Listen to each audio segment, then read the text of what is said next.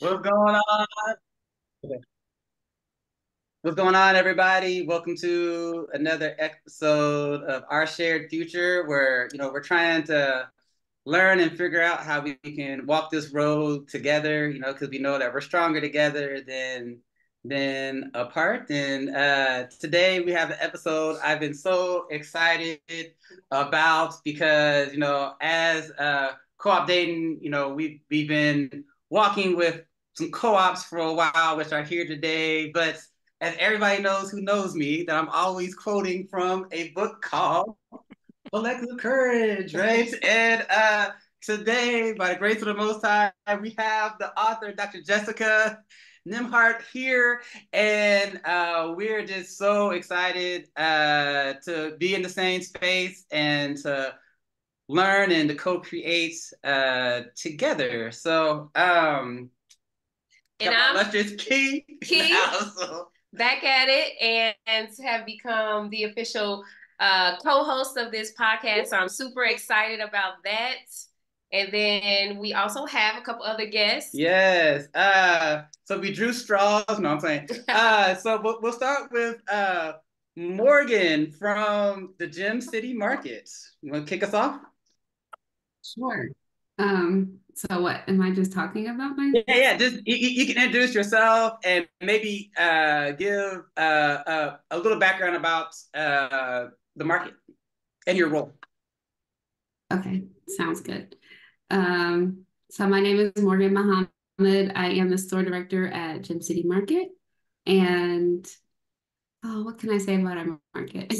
There's so much to say. It's a story, it's history in the making, right? So I feel like this story's been told so many times amongst Dayton, but then I forget there are people still who don't really know. Yeah. So we are located on the west side of Dayton, an area that was named a quote unquote food desert, but we don't use that language anymore because deserts are naturally occurring, right? And we know what's been done to Black folks is not natural. And so this is an area that's been impacted by food apartheid. And it shows. I mean, back in the day, I wasn't alive, but I hear back in the day, it was a thriving area at one point, and Jewish dominated. And, there were businesses everywhere. And over time, through policy, it looks very different and honestly a little desolate. But we're going to beautify it along the way too. And so once the study came out around 2014, I believe, Amaha, correct me if I'm wrong on dates, some communities that were concerned okay, got together and decided like, hey, we got to do something about this. And out of that, Co-op Dayton was birthed, and Gem City Market was the first co-op that came out of that. And you can talk about Co-op Dayton's mission. It's kind of hard because we're all intertwined, right? But the market is community member owned, soon to be worker owned. It houses over 5,000 members. We are currently a staff of 20, soon to be 24 and growing.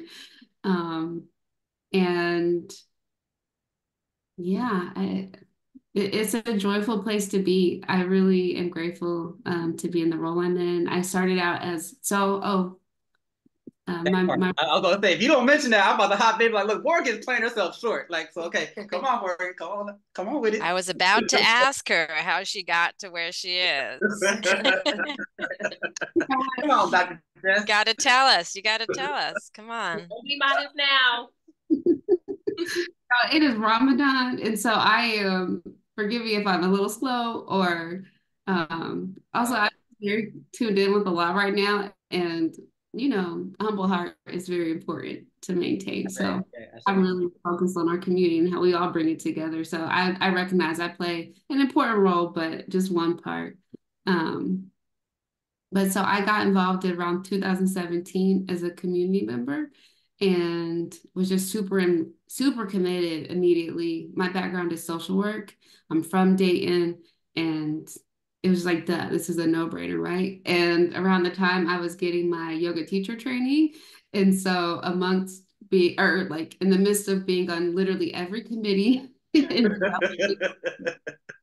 I was also giving out yoga to everyone who was feeling the stress of building this market together.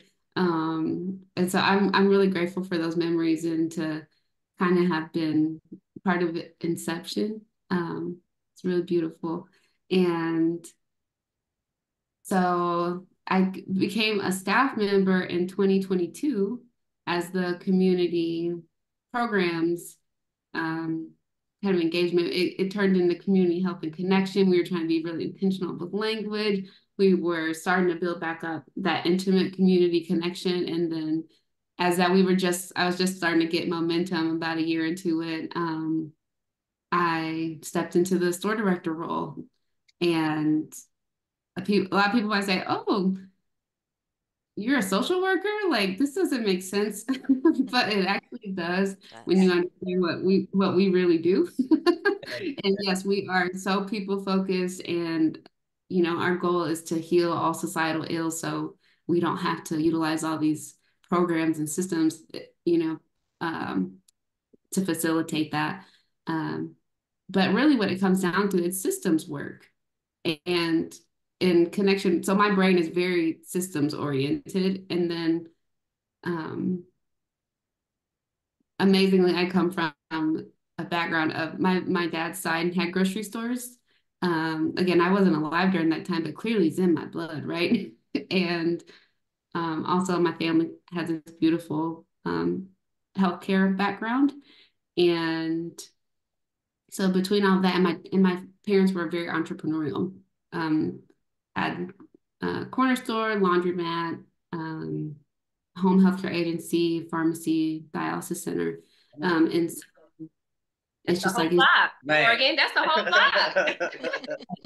So like all of it was like Allah created me perfectly, I feel like, for this. I feel like I'm just really stepping into my calling. I never thought I would be like, running operations at a grocery store, but here I am, and I really love it. And I'm just grateful to be a part of it. So that's it.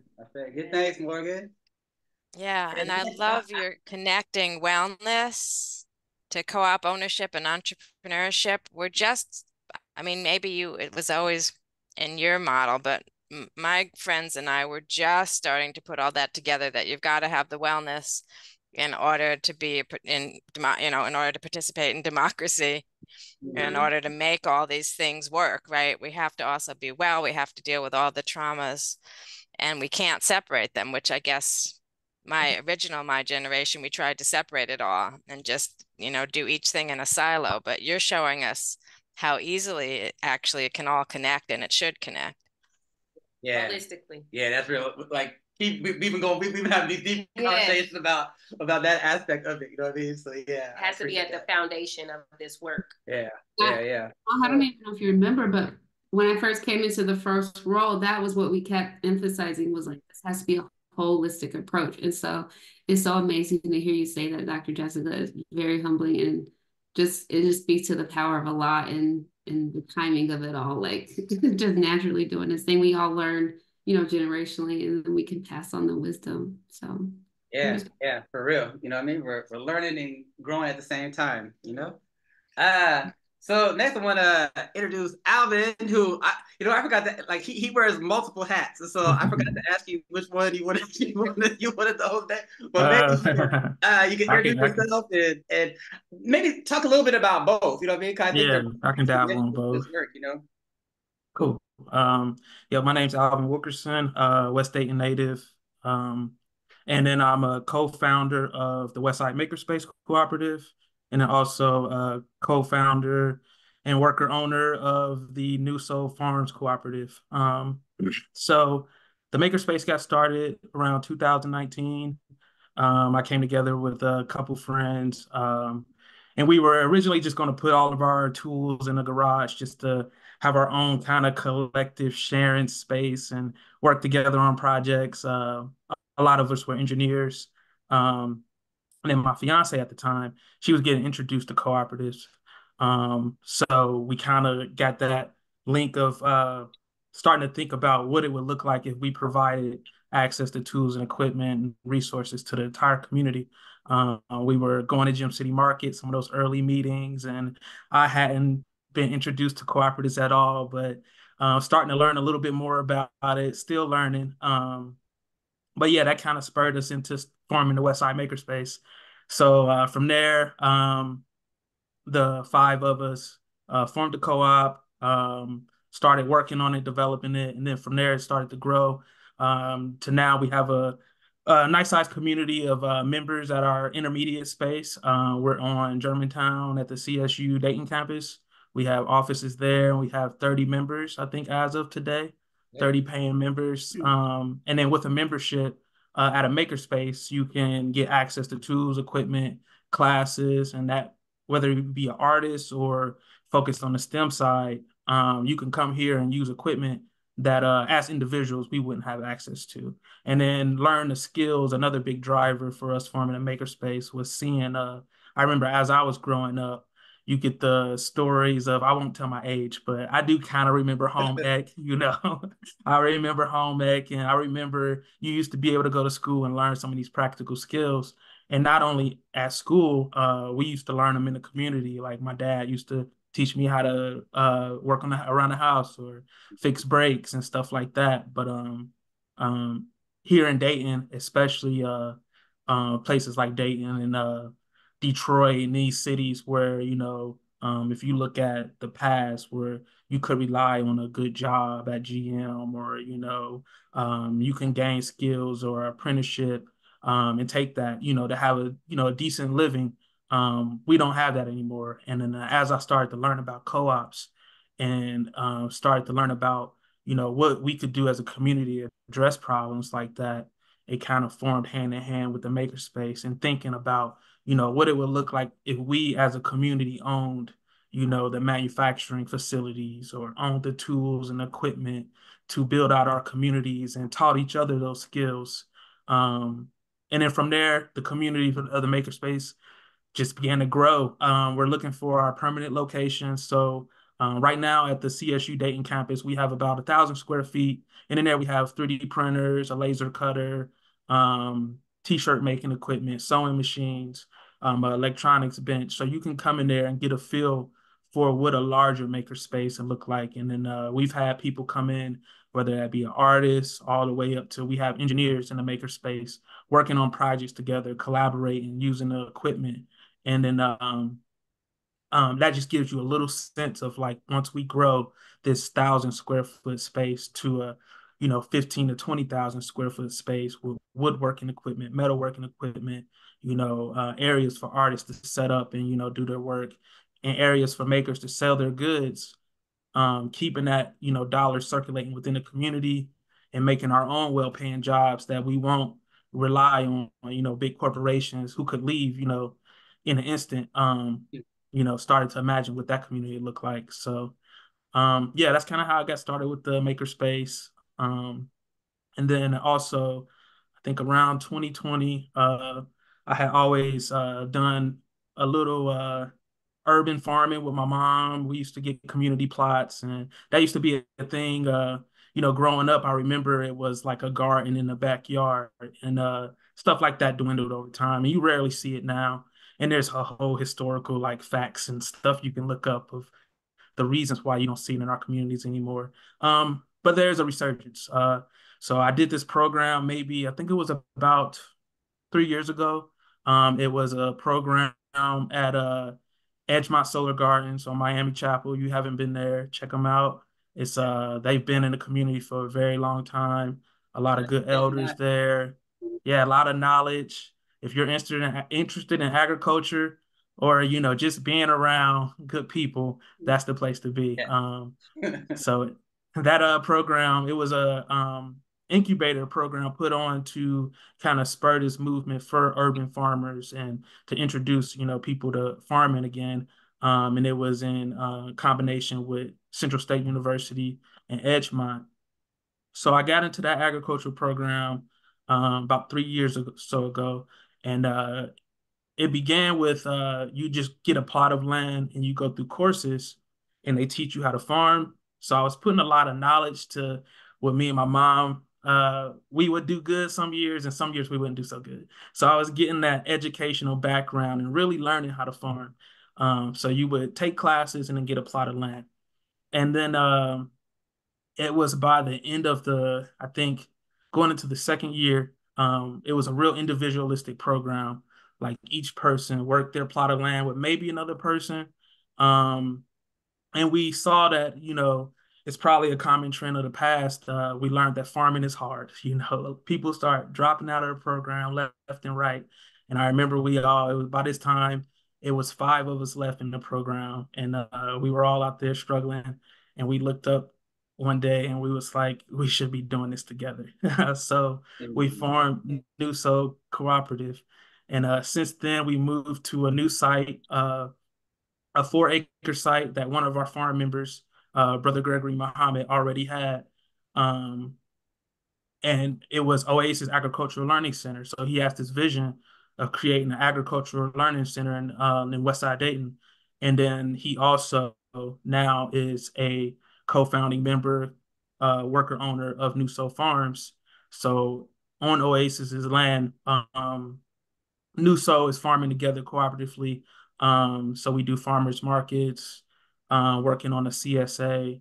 We also do every Sunday, anybody can come out, typically from 10 to 2, and you can get your hands in the dirt, learn some regenerative farming practices.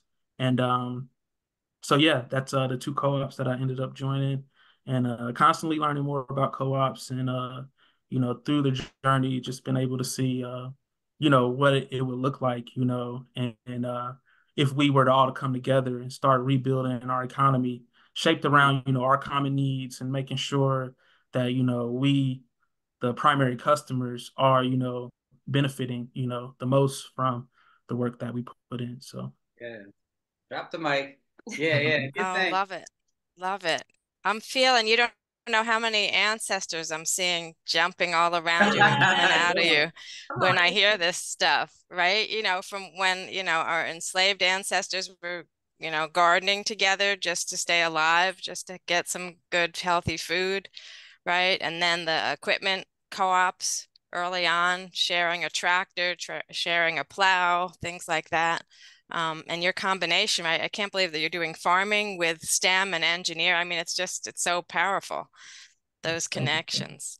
I probably don't, well, I'll do it anyway, since I just started to say it. But when you first started talking about how the Makerspace came together, in addition to reminding me of some of those histories that I was able to uncover, it also reminded me, funny, about Benjamin Franklin, and I'll explain to you why I bring Benjamin Franklin up. In the US, everybody always said Benjamin Franklin started the first co-op in the US. And so I decided I wanted to figure out what that was about. So I read his autobiography. And just very briefly, there's 2 really interesting things that came out of the cooperative economics he did. One is the public library system.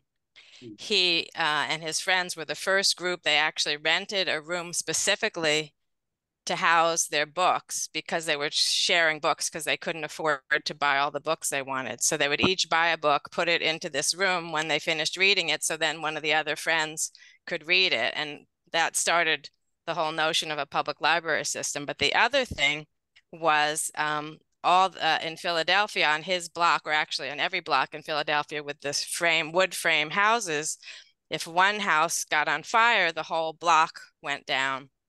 So one day he knocked on all his neighbors' doors and said, if we all put in money to buy a fire wagon and a water wagon and left it in the middle of the block, then whenever there was a fire, we would have access to a water wagon very quickly. We'd put that fire out and we protect the whole rest of the block. So that was actually the beginning of fire insurance, mutual fire insurance, which is also early and considered one of the first co-ops in the US. But your makerspace sounds very similar, right? It's like, what if we all, contributed and put together and had this equipment, these tools in one place that we could share and do it. We could solve all kinds of problems, do all kinds of things together. And as I said, I love that you're doing, the high tech engineering kind of stuff, but you're also doing sewing and crafts and right? But all that sharing for, for a reason, right? And it all helps us to regain that sense of community and to make sure we're all doing better. Yep. That you mentioned the library, that's where after we had the idea, we went through some incubators, and it was the West Branch Library here in Dayton, on West Dayton, who gave us they had just opened and they let us use their opportunity space, and that's where we got the prototype, the idea out. So that's Very funny, kind of full nice. circle. Yeah. So interesting. Yeah, that's the, and it also got me thinking about the organizing around the needs. You know what I mean? If Right. it was the book library or whatever it was like, how that we understand the needs that we have that are common and how we organize around that as a way to, move our community forward and have the things that we have to have in it as a way of self-determination. You know what I mean? So yeah, I appreciate that. And then bringing that together to where we identify the gaps and the needs that the community has to create these cooperatives. I guess it's a question for everyone, but Dr. Jessica, if you can kind of start us off, like, how do you really, based on your experience, based on your research, how do you really build trust to get to cooperation when we have identified the collective needs of the community? And to take it a step further, for sustainability. Right. For sustainability is really important. That's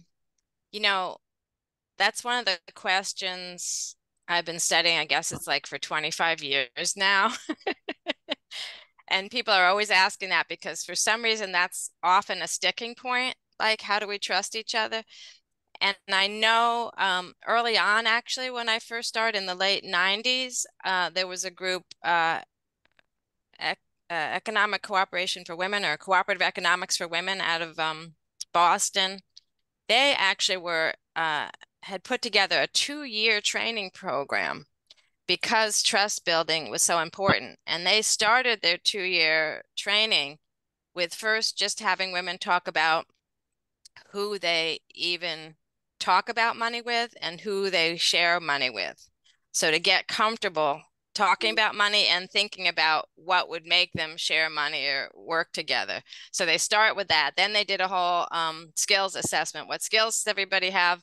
But they also, but their idea was you really couldn't have a long-lasting, sustainable co-op if you didn't put the time in at the front to make sure that people were comfortable talking about all these kinds of issues, knew how to talk to each other about it, were comfortable with the group that they were in, and then had tools for how to do the sharing and that kind of thing. Now, a lot of people don't want to, they think 2 years is too long to wait.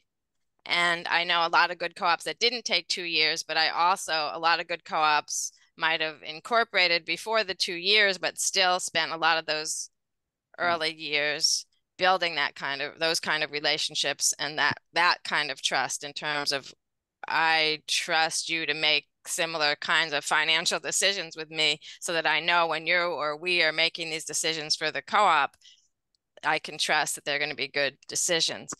The other thing is a lot of the co-ops started with people who already trusted themselves. So there's a lot of early co-ops started with from religious groups who were in the same religion or religious group. So they already had some kind of affinity and trust.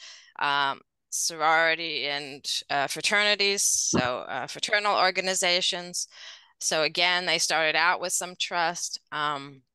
Some groups, they trusted each other because they had survived the same things, right? Or were in the same conditions.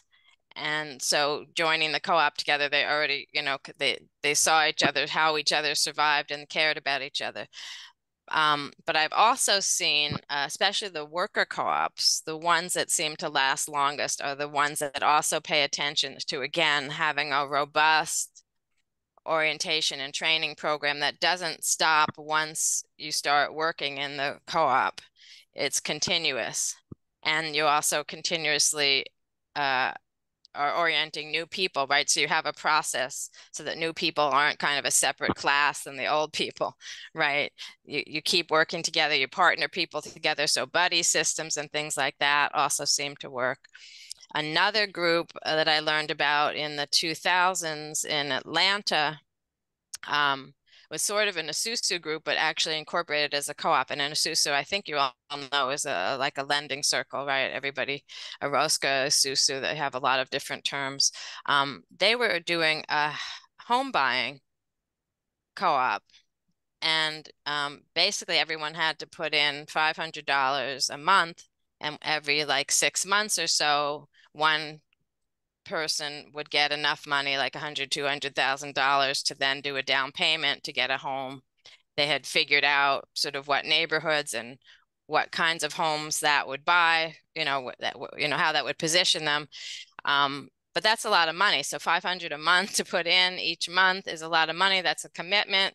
And if you're at the end of the line, right, if it's not for 2 years that you get your money out, right, how do you stay in? So they actually, again, they built in annually, but also everybody's first meeting, they would have these trust building weekends. They actually had a whole manual. They used a West African spiritual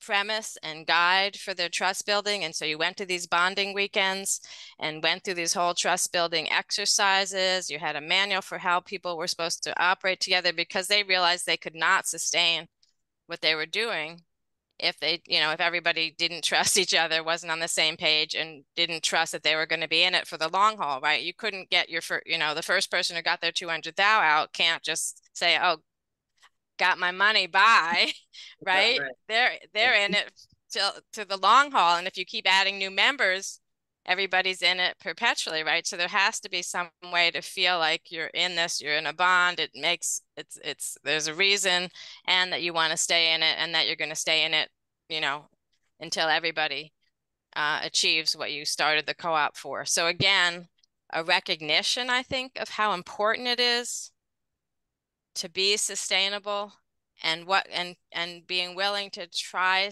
strategies to make sure that you can, right? So when they found this the spirituality trust building program, the African-based one, they were really excited because it connected so many of the things they were looking for that made sense for them. Sorry, I keep hitting my mic. So I think those are sort of my best examples. But again, so the takeaway for me is that we do have to be very deliberate. The trust, unfortunately, doesn't really come naturally. It does come out of being deliberate about what do we need to do to make sure we build trust, and it takes time.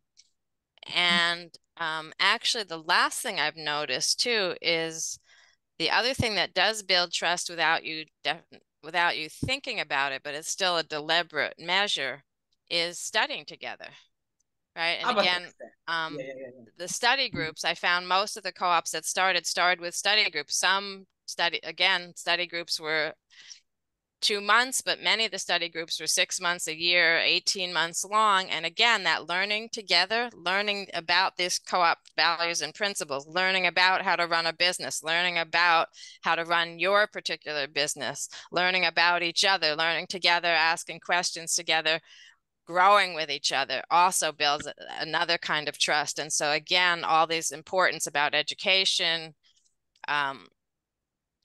collective responsibility, and deliberate orientation and training makes a huge difference. That's really good. And I think that's something that Co-op Dayton does as well, is the study together, reading collective courage together. So thank you for that. And it's something that we've been seeing with a lot of the co-ops that we're working with. And I think also in just community building and collective impact, there's a foundation of trust that needs to be built consistently. And one thing that I like to say all the time is like this foundation of healing, because trust is healing, right? We're healing certain relationships and mistrust that we've had, and especially in our community. So I appreciate you for sharing that, because you really are confirming a lot of the things that we have noticed and that we speak about often in this work. Right. I can't remember the name of the book off the top of my head, but was it Ziegler or something like that, but he mentions how like you're looking at like the scale of cooperation, you know what I mean? And oftentimes like we look at it like as like organizations or the whole ecosystem, but like that first scale is the individual, you know what I mean? Right. And so it's like if we're not, you know, seeing ourselves as interdependent, first of all, you know what I mean, and seeing like how we relate to each other and beginning the cooperation on that level, then it's like you can't scale up to the other levels, you know what I mean?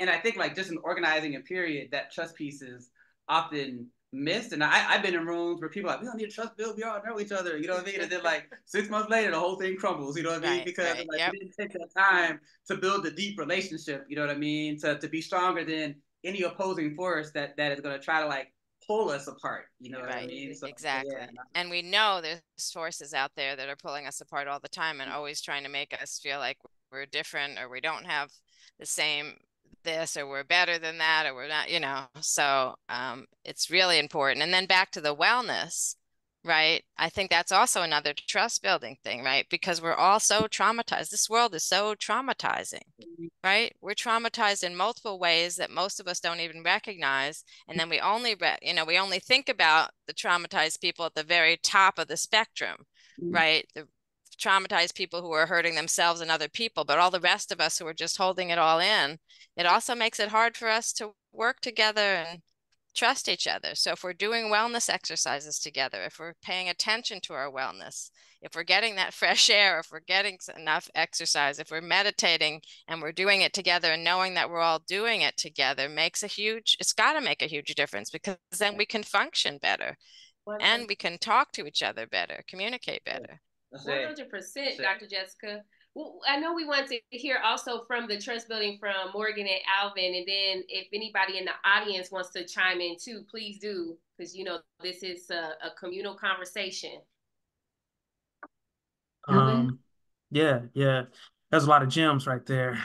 Just talking, you know. I'm like, I got my notebook. Look, yeah, me too. I'm still at the beginning of my I still feel like sometimes I'm at the beginning of my cooperative journey, although it's been like, you know, I've been in here for, you know, a while and starting a couple co-ops, but just the stuff you were talking about, Dr. Jessica, it was like a lot of the stuff that I lived, you know, as far as like being on teams and being on co-ops or even before the co-op stuff, I had ideas of like, you know, we should come together and figure this out or do this. And, you know, without building the trust and doing that work, you know, a lot of those ideas didn't go anywhere. And then starting co-ops with other people, it's like, you know, it's going to be hardships. And, you know, it's oftentimes everybody's, you know, to do this, to build something new like this economy we're trying to build. We're working day jobs and still having to come here and doing it because we believe in it. And we know it's the way and, you know, it can build a better way of living. But, you know, those hard times can get you down and get you back. And if you don't have that trust as a team, you know, you won't be able to overcome it. So it has been like, you know, sometimes even without the studying and knowing that we should be doing this, we've had to take a moment and be like, we got to step back or else, you know, what we trying to build is going to crumble. We got to step back and come together and, you know, rethink about why we doing this together and what got us started to do this. And, you know, how can we have a better approach because the way we're doing things right now is not working. And how can we learn together, have hard conversations together, still have fun together, you know, and be there for each other outside of the farm, outside of the makerspace, because that's the only way you can do the hard work of building something that goes against the status quo, which is not built for us in, you know, in actuality. And then another thing that stood out was, you know, you said that we trusted each other at one point because we had to survive. And, you know, I think, you know, it's starting to feel that way. If we really want something better, if we want what we need in our communities, if we want our communities to thrive, you know, and not just skate by, we got to start developing this trust so we can start building together.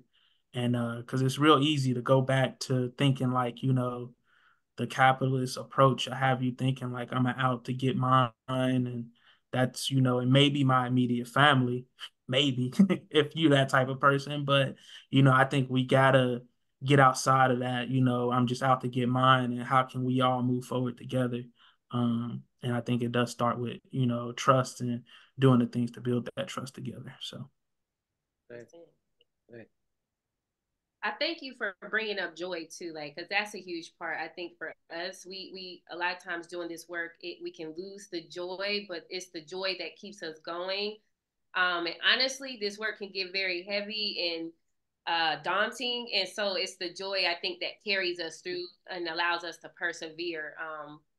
And it's so important because that in and of itself is wellness and healing. Right, right. Yeah, especially, you think about evolution is a revolution, and like how, like, that sense of joy that, because, I think the way capitalism operates is like, joy is not a factor, but it's like a medicine, you know what I mean? So it's like how to maintain that.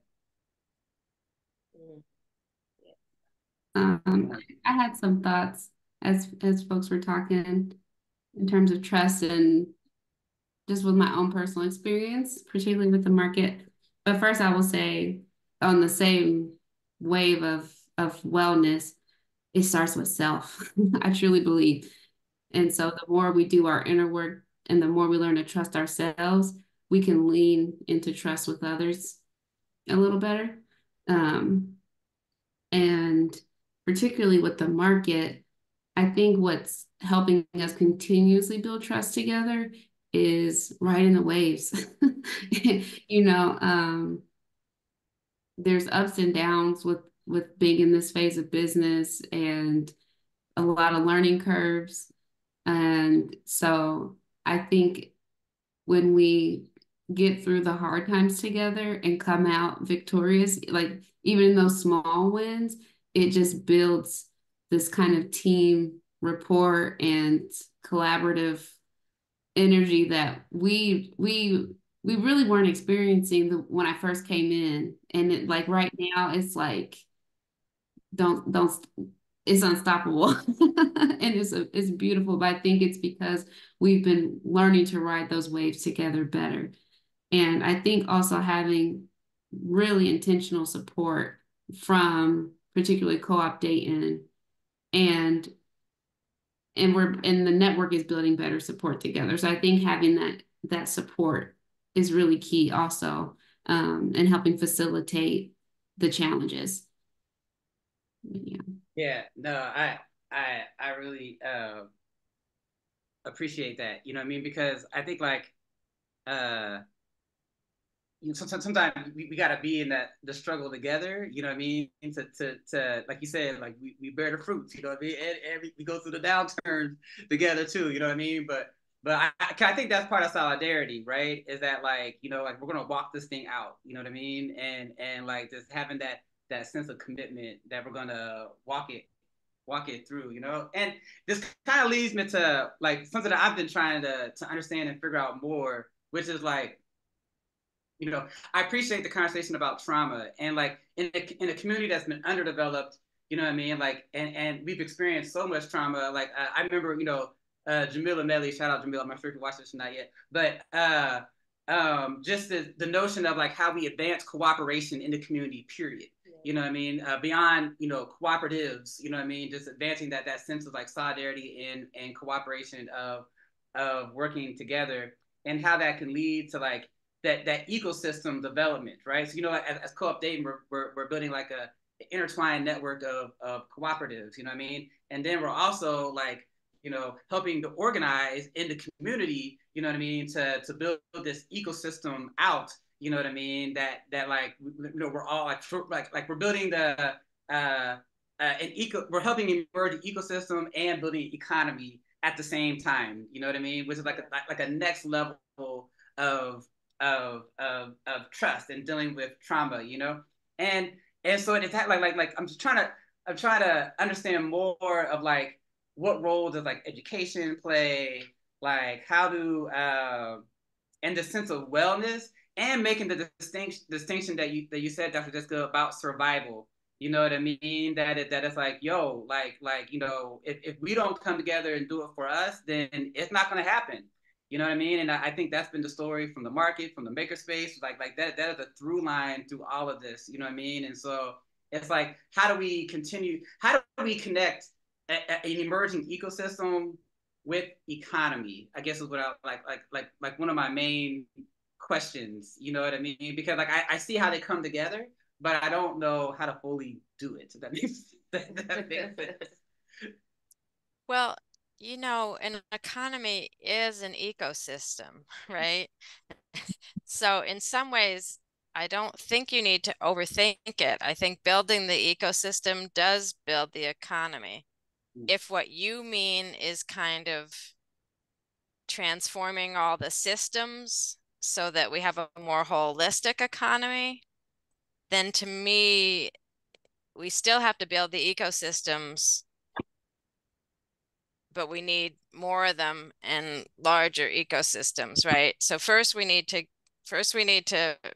build the ecosystems, and that means, right, starting with individual co-ops, connecting them together, having them interlock, service and supply each other, that kind of thing. Then we need sort of either bigger ecosystems, or if we don't like big, more ecosystems that interconnect with each other, right? So kind of, you know, from small local coalitions to regional to federal or to federations, right? So thinking about ways that we connect the smaller pieces to the larger pieces.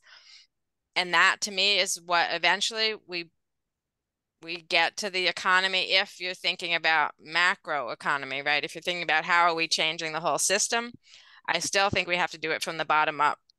We have to practice it and model it in terms of what it looks like at the local, in our communities, in our localities, because if we don't model it and make it work there, then it's going to get lost by the time you get to the bigger systems, right? And then the bigger systems don't mean anything, or they crumble because we didn't do it right at the local level.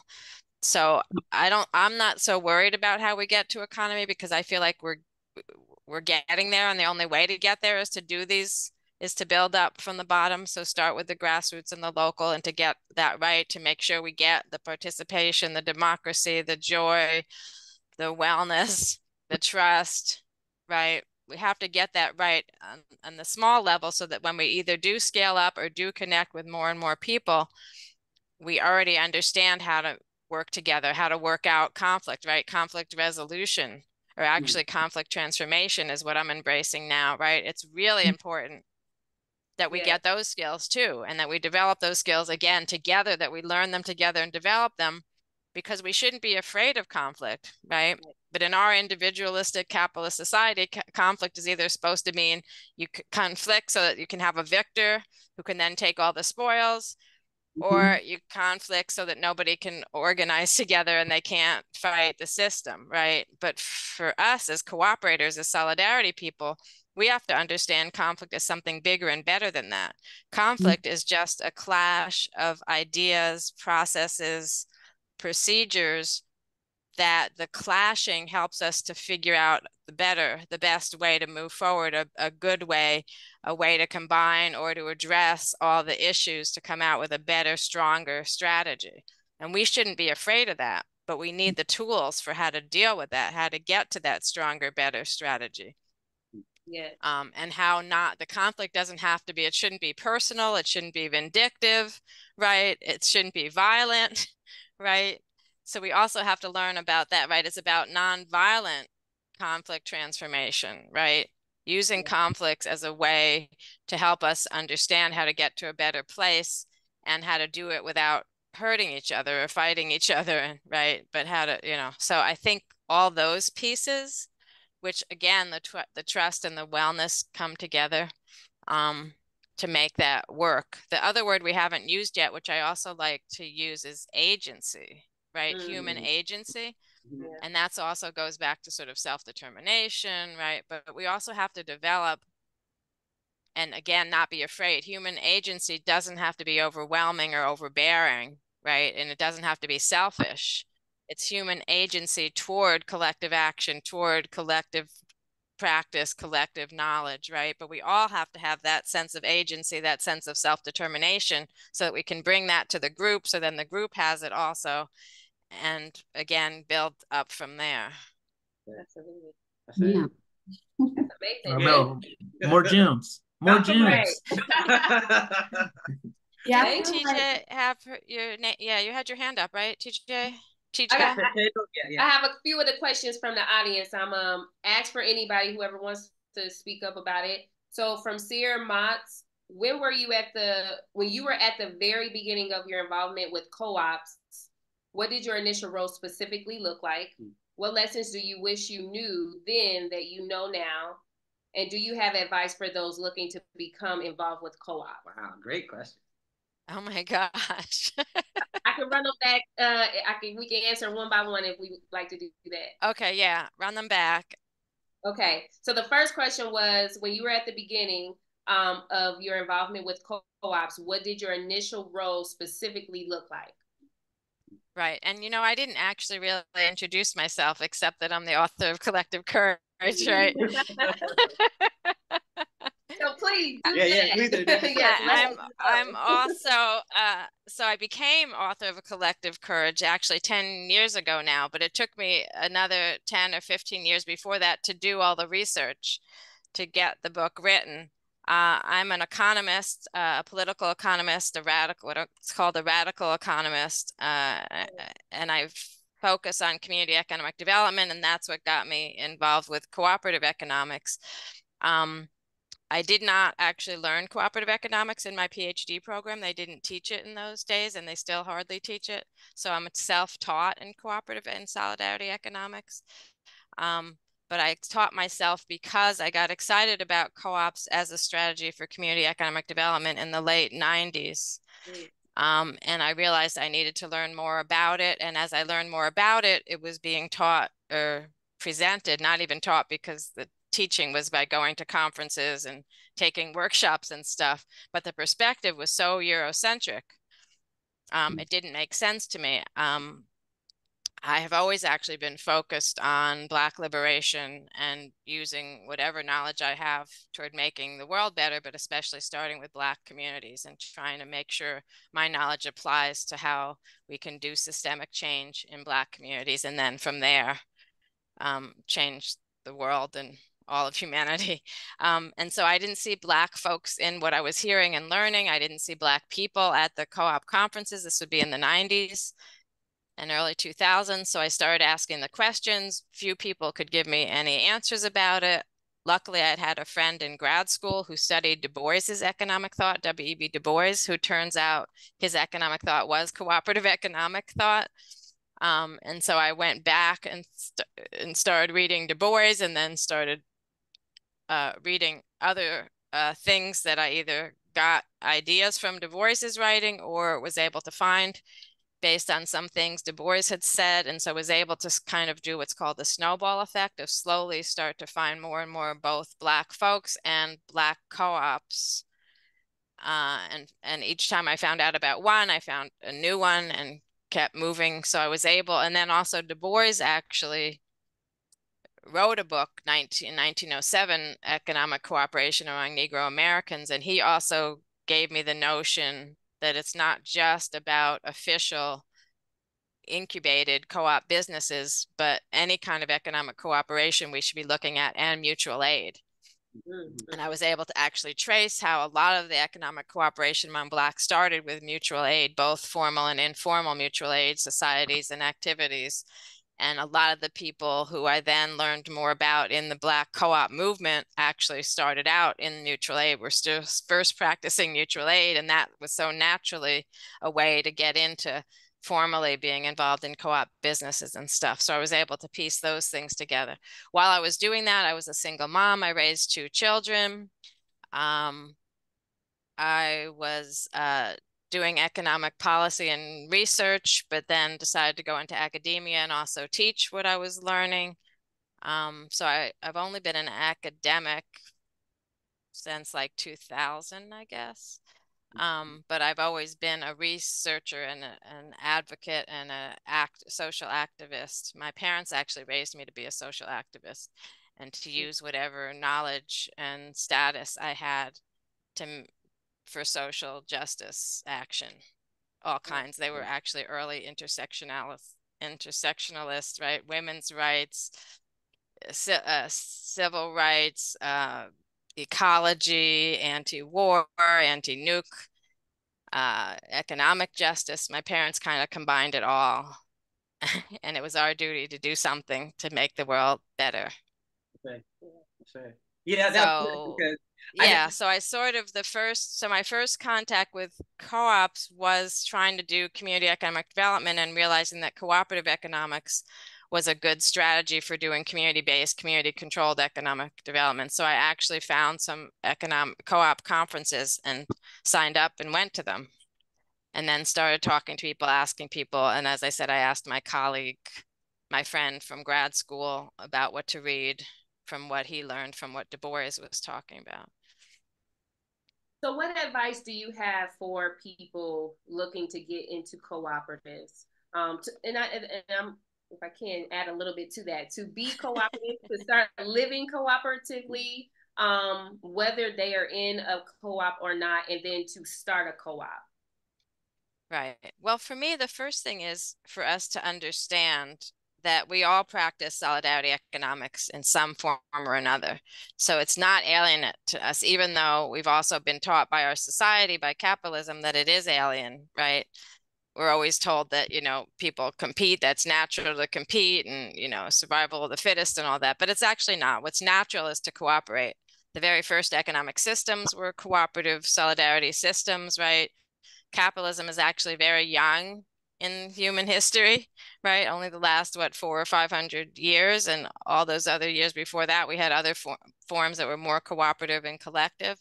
So we need to remind ourselves that we're naturally cooperators and we're natural solidarity people. We barter, right? I babysit for you, you drive me to my doctor's office, I make you dinner, you fix my toilet. You know what I mean? We do all kinds of acts, everyday acts of solidarity, and we need to recognize that. So that's the very first step, I think.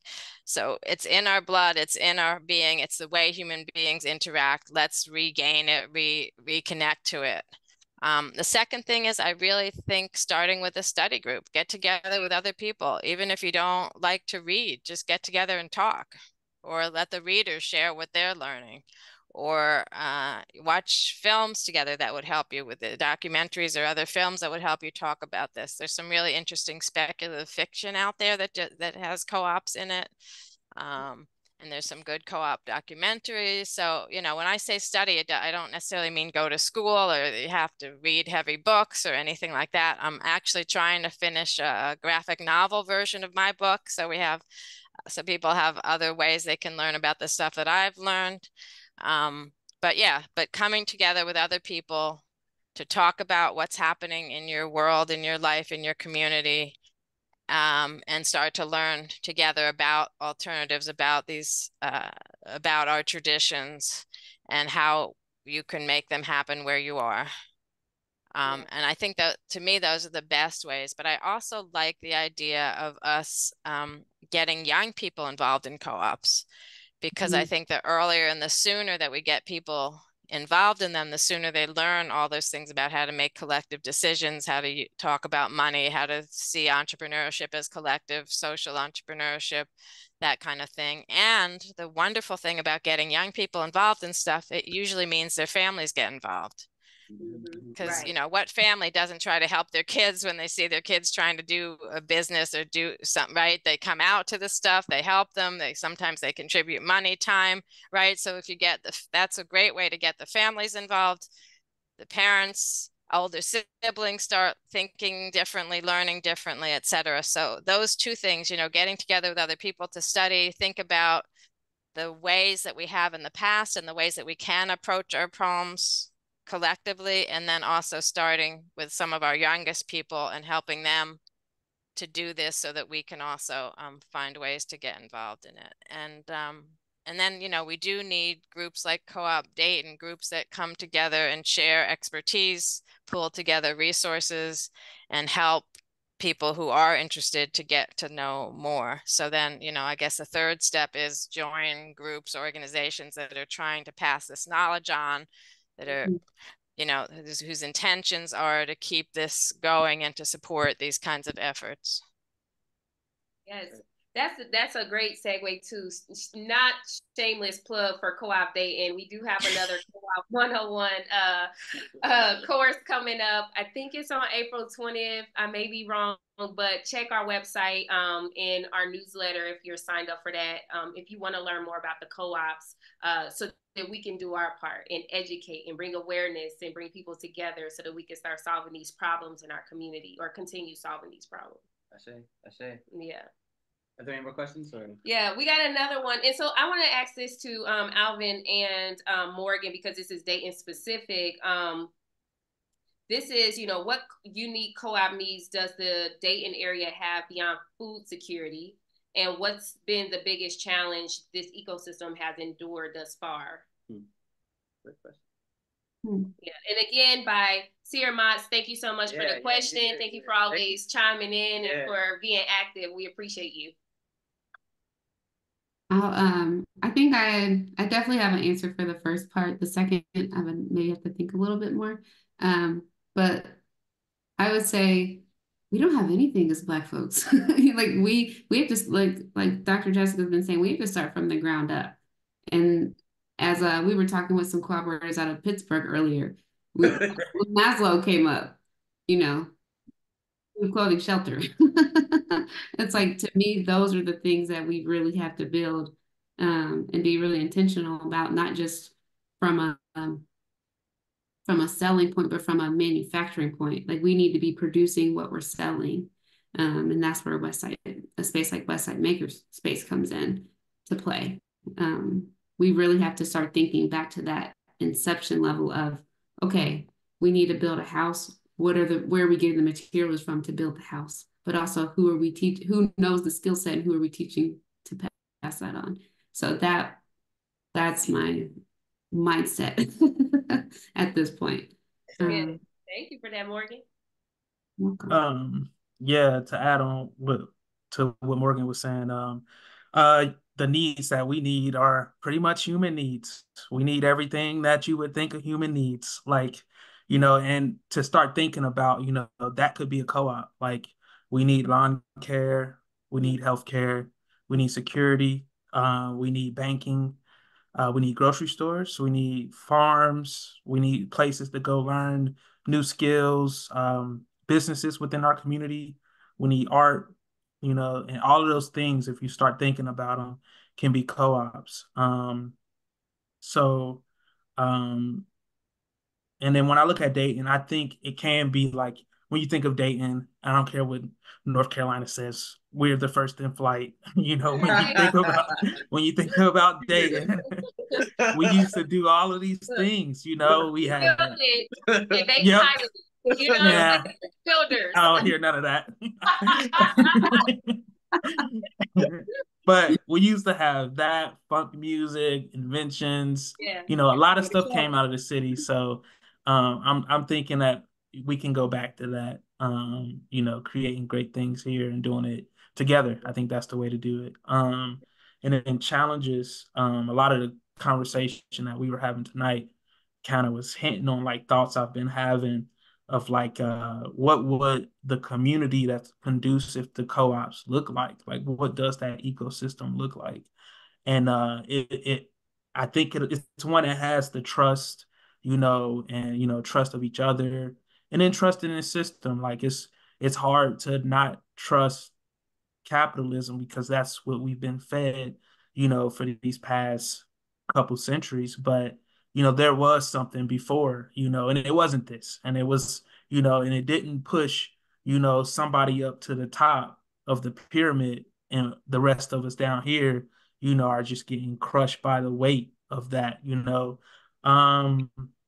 And then it also has the education of us, knowing why this system could be better for us or will be better for us. And then, and it also had me thinking about when we were talking about conflict earlier and how that can be conducive because, oftentimes, even in co-ops, if we hit conflict, but we haven't built the trust and aren't looking at it with the same, mindset and mission aligned of like, we're working towards, not my idea, being the solution, but finding the best solution.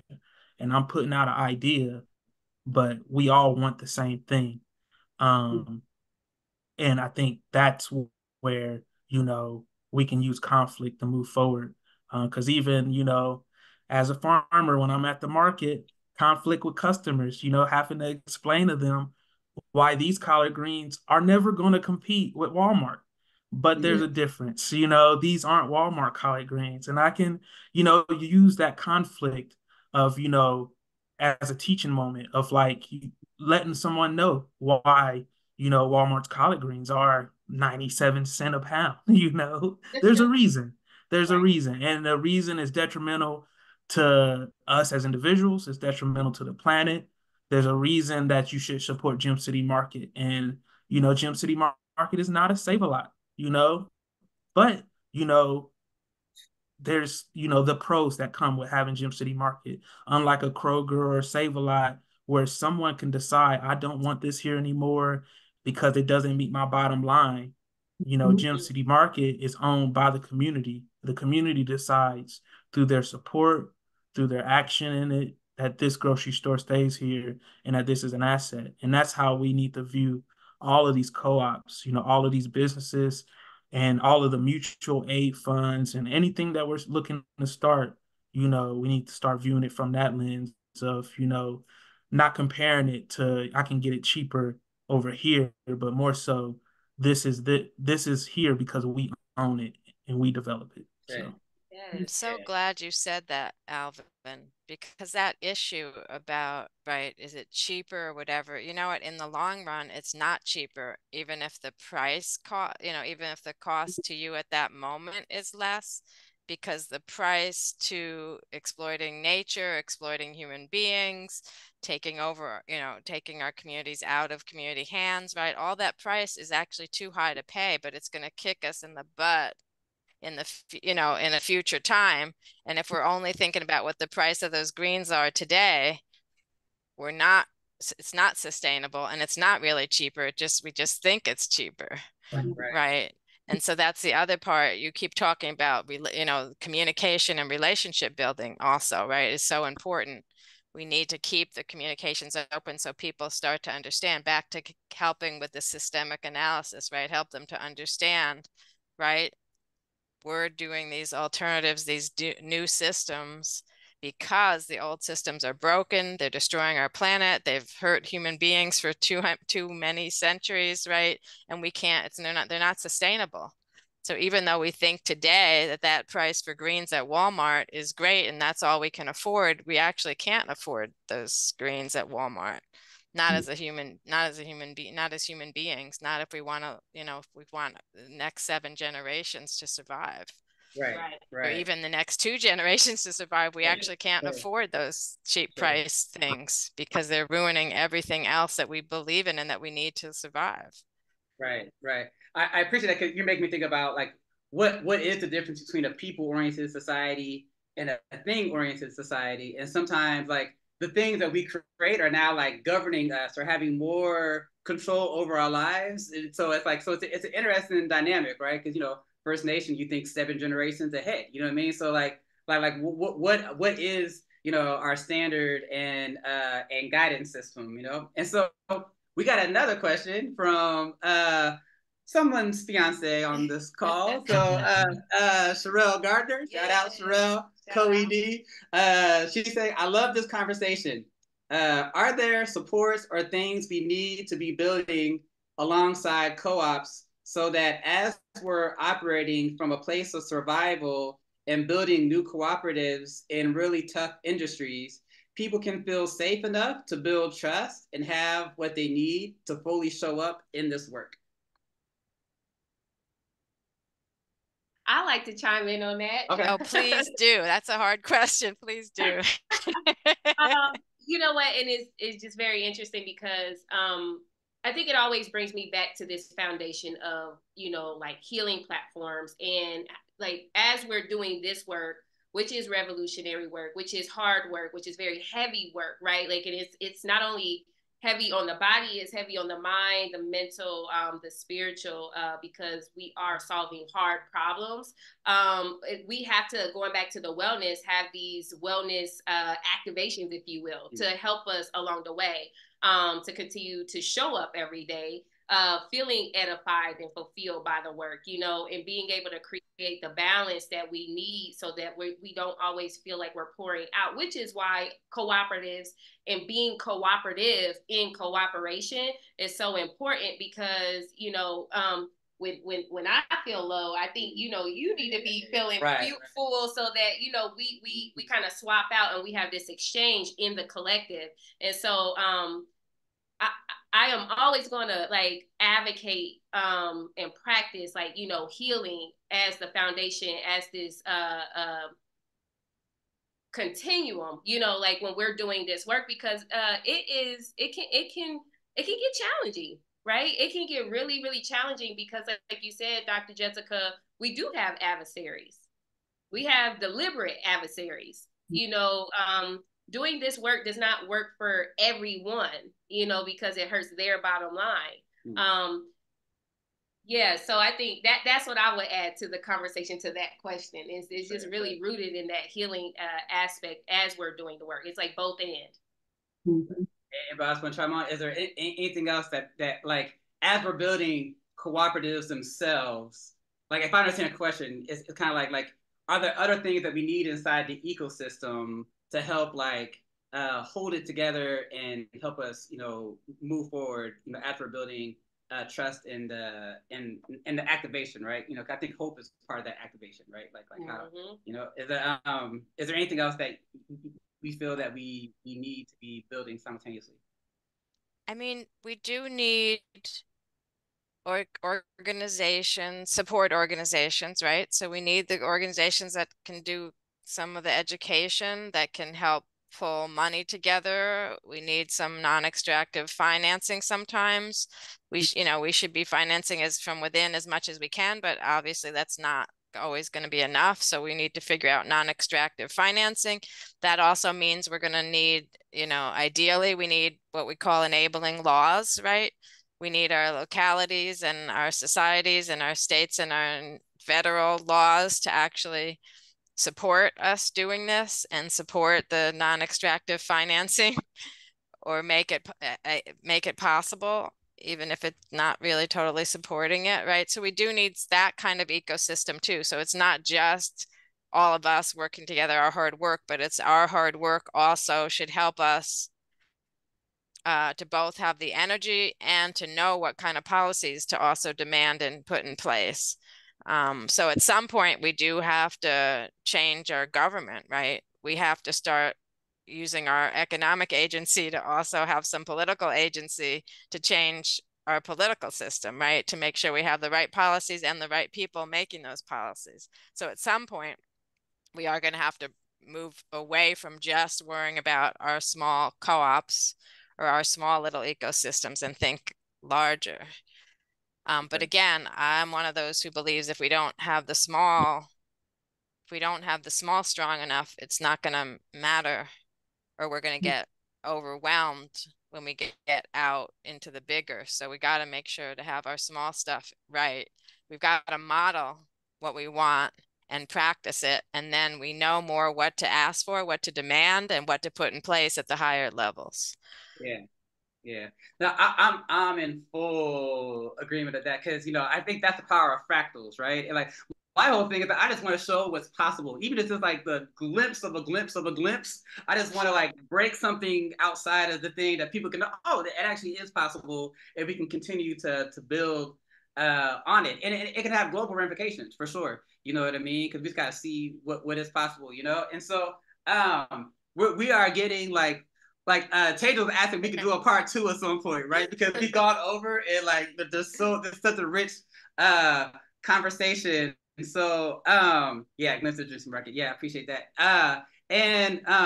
So like, I guess we'll have like closing thoughts. You know, one thing that I really wanted to touch on too, and Alvin touched upon the like how to build, like, you know, how we flip the dollar, you know what I mean, amongst ourselves as a way of like generating that economy. And something that I had asked Dr. Jessica maybe a year or so ago, and I was like, and I can't remember the question that I asked, but I remember your answer, which I always say, is how do we move from aspiration to acceptance, right? Like what is that thing when we understand the breakthrough of like what we're doing now, and like how we're like in a different season, and to switch the gears to like operating in that now. You know what I mean? Because we can be the protagonist in our story when we choose to be that. You know what I mean? And so like I guess in our closing, final thoughts or anything that you wanted to say earlier that you weren't able to say, or anything like that as we are closing. And thank everybody for the time. I really appreciate the guests, the audience support, you know what I mean? Because like that's what building our shared future is, right? Like how we're developing our collective knowledge, you know what I mean? And we're trying to pave this way forward together, And I want to say thank you too for the perspective of like local and national.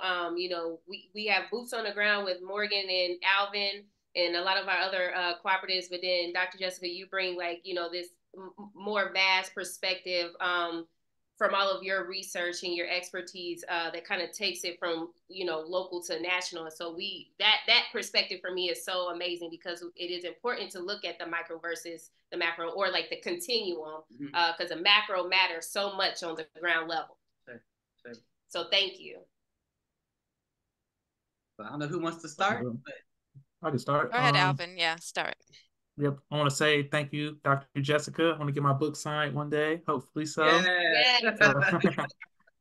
So I appreciate all of the words of encouragement that you gave us today, and all of the just thoughts, and it is we're living it, but it's good to hear some of the historical context, and just reinforces that we're moving in the right direction. And then anybody who's interested, check out the Westside Makerspace, check out NuSol Farms, check out Gem City Market, Guided by Mushrooms, check out the co-ops in the ecosystem. And then thanks to Co-op Dayton, I think for the co-ops that I'm a part of, it was just a group of people who had an idea, but it's been that support that's moved the projects forward, and helped us find the amazing people that joined the co-ops. So it's definitely just bigger than one individual. I'm just one person in these co-ops, but for the Makerspace team, thanks to leadership team, keeping the Makerspace going and pushing it to the next level, and all of my NuSol farmer worker owners, we're keeping it going. So it definitely takes, more than one person. So, and if you got the idea of something you can do for the community, look at the Co-op Dayton, and look at, the possibility of forming it as a co-op, and doing it with others. And it'll be rewarding for sure. So. Thanks. I would just say thank you to everyone. This has been amazing. I'm grateful to be here. And I wanted us to remember Amaha. I don't know if you remember this, that night we were at Heart, and the 3 focuses we talked about, like what we want to keep in mind moving forward. It was self-improvement, education, and solidarity. Yeah. And it's those 2 components specifically, if we really focus on those, will get us to that solidarity. And I'm really firm in that. So I keep that in mind. And I'm a strong believer in strong nations are built through strong families, and whatever that means for you. But again, it comes back to that wellness part, that self part, making sure you're fulfilled and filling up your cup. So when you come to the community work, we're able to love on each other and pour into each other. And so when those conflicts come up, we can make it transformative and educational to move us forward. So again, I just want to say thank you for inviting me into this conversation. I'm really grateful. And Dr. Jessica, I'm just in awe of you. I can't, like, my heart is just like, I could cry. Thank you so much for your work. Your work is going to move us so forward, and it is beautiful to be in your presence and to bear witness. So thank you. Thanks. You guys are making me cry. But you know, through this whole hour, I guess it's now more than an hour. But anyway, I was thinking the same thing about you guys, that you guys are making, you know, you're the future. You're making it work. You're doing this work. Yeah, I'm just so proud that you wanted me to talk with you and to be in company with you all. Alvin, I forgot to mention, do you know about Bugs Black Urban Growers? It's a national organization. Yeah. Okay. Yeah, I heard about them. Yep. I haven't Yeah, been to the conference but though. Yeah. okay. Yeah, I haven't been to one, or I might have been to one conference, I think virtually, but anyway, yeah, apparently they're a good group to get connected with. Again, back to pulling together the people who are doing the same thing locally to make sure they've got a national association and learn from each other, that kind of thing. And I guess you guys know, I hope I'll see you all in St. Paul, right? Yeah, For the Minnesota, third right? National Black Co-op Conference, Co-op Agenda, Black Co-op Agenda. So I'll see you all there. I guess my last words would be something, Amaha, you and I talked about, I guess in the fall, about that we're in the fourth wave. I did find 3 other well, I used to call them periods of prolific Black cooperation, but then Amaha said, oh, waves. So we're in the fourth wave, fourth most prolific period of Black co-op development. And so I think, you know, you guys are representing that wave, right? You're showing the way. You've got a fantastic model. You're doing great stuff. For me, it's back to that recognizing what we're already doing and then just figuring out how we can ratchet it up. So instead of worrying about what we're not doing or how hard it is or this and that, I think we should embrace and be joyful and celebrate even the small victories and look at what we are doing and that we are part of this another wave, right? Lots of great stuff happening all over the country for us to connect with. And that, you know, really gives me hope. I feel like maybe finally we can see the 7 generations, that in 7 generations we'll be thriving again, instead of, you know, in 7 generations, either we're all dead or we're all up in spaceships trying to find another planet, right? But I can see from what people are doing that maybe we'll be still on this planet, you know, doing this kind of stuff. And that we just have to keep doing what we're doing and then ratchet it up. But I see that in all of you. And so thanks for letting me have a conversation with you tonight. I feel so upbeat, so happy to hear what you're doing, to know you all, and to be in conversation. Good day. Good Thank day. you. Yes. This is Congratulations. Yes, thank you, and thank you for all your work. I can't say it enough. I have sat on Co-op Dayton's board for the last 6 years, and your book was homework for us.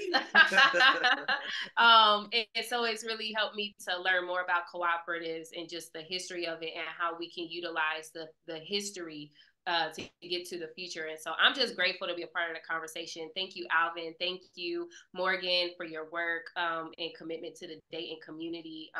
It's just an honor to be a part of this team and community. Thank you, Amaha. You know, I think it's just amazing. I said yes. You know what I mean? So yeah, no, I appreciate it. And one thing, Morgan, you got me thinking that like those 3 pillars should probably be like something that like a mantra. You know what I mean? That we're always kind of centering in on. And I want to give Dr. Jessica her flowers too, because like when I think of what a master teacher is, you know, it's like you are like the living legend, the living example of that, you know, the way that you know, you break down the knowledge in a way that like our smaller minds can comprehend. And you're always accessible. You know what I mean? Like I can text you or email you, whatever, to pick your brain on you know what I mean? It's like you're always accessible and like you really pass this on, you know, and that, you know, I'm thinking the Erykah Badu song, you know what I mean? If we have master teachers, we say woke, right? It is like, you know, like you truly are. And so I just want to give you your flowers, you know, and thank everybody for coming and thank the audience as well. And, you know, we're going to continue this dialogue. When is the next dialogue? Yeah, the next dialogue, we got Rafiki and friends and Mariah. We're going to be looking at grow and we're going to look at like how we're building this network and solidarity and like, how do we cultivate the soil? How do we nourish this that it continues to grow? So April 18th, good thanks. Tadrill in the background wizard.